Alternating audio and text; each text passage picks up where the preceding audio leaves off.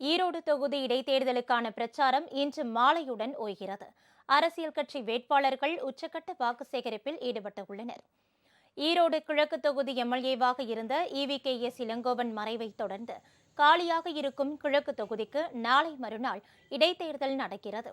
இடைத்தேர்தலை எதிர்க்கட்சியான அதிமுக, பிஜேபி மற்றும் அதன் கூட்டணி கட்சிகள், தேமுதிக, தமிழக வெற்றிக் கழகம் உள்ளிட்ட கட்சிகள் புறக்கணித்துள்ளன. இந்த தேர்தலில் திமுக வேட்பாளராக சந்திரகுமார் களமிறக்கப்பட்டுள்ளார்.